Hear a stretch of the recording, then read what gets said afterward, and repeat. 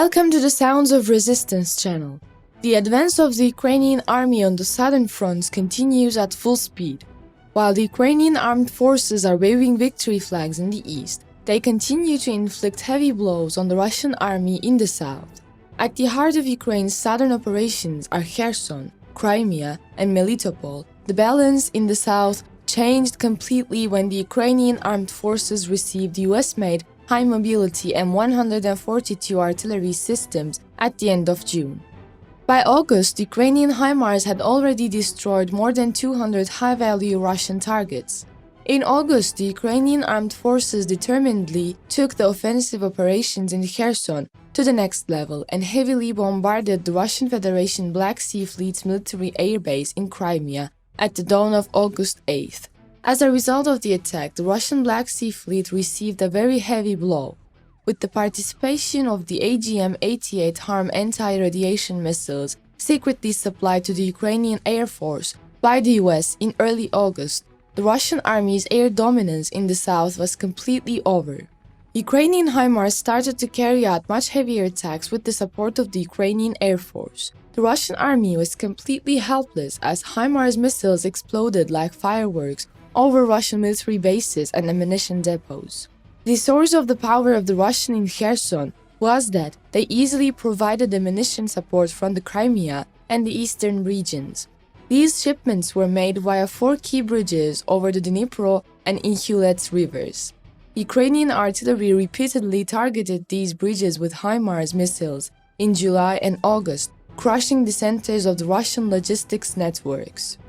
Antonivka Bridge and Antonivka Railway Bridge, located in the center of Kherson, were the most critical and strategic bridges.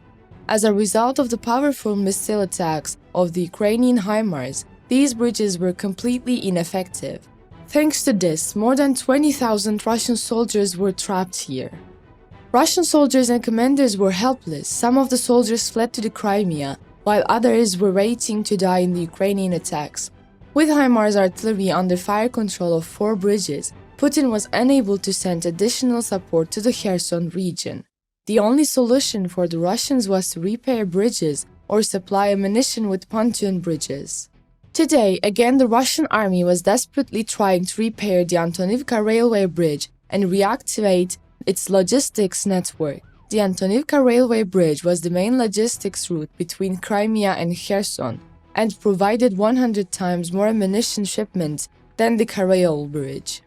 However, the precise attacks of the Ukrainian Himars missiles destroyed the Russian army's plans to repair the bridge. At the dawn of September 18, the heroic Ukrainian artillery struck the Russian troops on and next to Antonivka Railway Bridge with at least 2 salvos or 12 missiles. As a result of the heavy attacks of Himars, the Russian troops working on the bridge were blown up and the barge that the Russians were trying to deliver weapons and equipment to was also destroyed. In a statement after the targeting of the bridge, Ukrainian Presidential Office advisor Mikhail Podolyak intimidated the Russian forces, saying, "The occupiers should learn to swim along the Dnipro River or leave Kherson while it is still possible. There may not be a third warning." Since the beginning of the war, Russia has suffered very serious losses. The report of these casualties by the Russians is astonishing.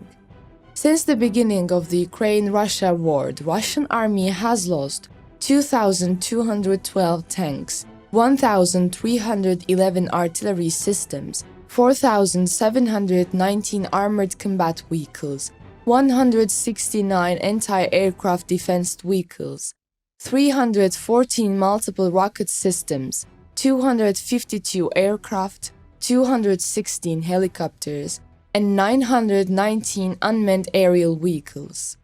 In addition, it lost 239 cruise missiles, 122 special equipment, 15 ships and boats, 3,578 tank equipment. The Russian army is in a seriously bad situation in terms of naval forces. With the sinking of the Moscow flagship off the Black Sea, the Russian Black Sea Fleet was interrupted. Currently, the Russian naval fleet plays only a defensive role on the Black Sea coast. Another news that will anger Russian administration, which suffered loss after loss, came from Melitopol. The Ukrainian Air Force was also on the scene in this region. Long-range Himars missiles within the Ukrainian air defense systems destroyed the center of Melitopol.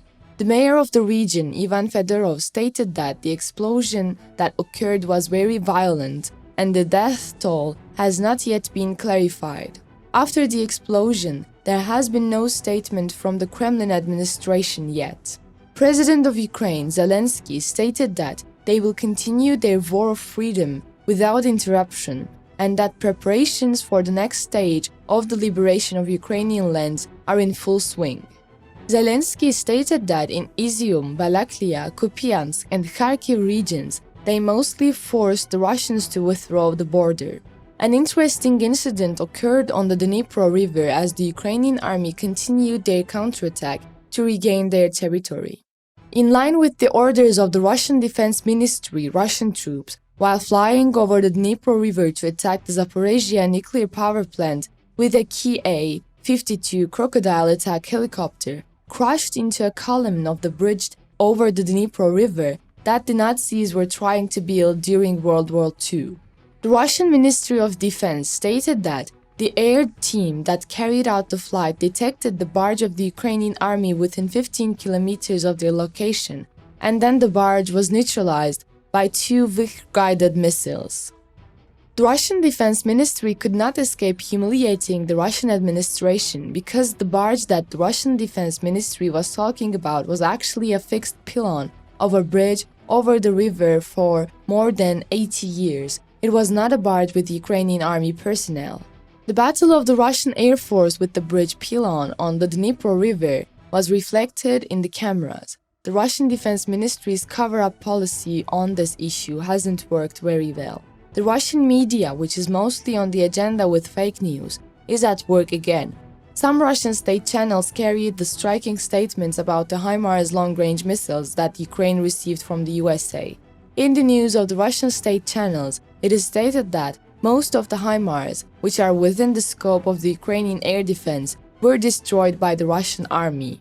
While the Russian Defense Ministry declared that these long-range missiles would no longer be able to protect Ukraine, the words of Ukrainian President Zelensky put an end to the discussion. Ukrainian leader Zelensky stated that the army still has a sufficient number of Himars long-range missile systems, and that air operations against the Russians will continue. While the Russian army and the Russian administration are falling out of favor in the world political arena, the Kremlin administration and Putin are calculating how to get out of this deadlock. The Russian leader Putin and the Kremlin administration, which began to deplete their power in the war, came to a position that they could not bear another shocking news. Considering all these developments, the Russians have deep wounds to heal. Despite these deep cuts, Russian leader Vladimir Putin still seeks to deport the remaining soldiers in his army to the side of Crimea. The Russian leader does not want to lose Crimea to the Ukrainians. Ukrainian President Zelensky's stance on Crimea is very clear and determined. Zelensky repeatedly stated in his statements that the war was started in Crimea and would end in Crimea. The fact that the leaders of both countries do not give up on this region is also an indication that Crimea will be a very critical front in the future of the war. Zelensky repeatedly stated in his statements that the war started in Crimea and would end in Crimea. If Russian leader Vladimir Putin makes any mistake in the Crimea region, he will not only lose the war but maybe close his political career for good. Therefore, the attitude of the Russian leader in this region is of great importance for the course of the war. We wish peace, tranquility, and freedom to the Ukrainians and hope that they will regain all their lands. Thanks for watching.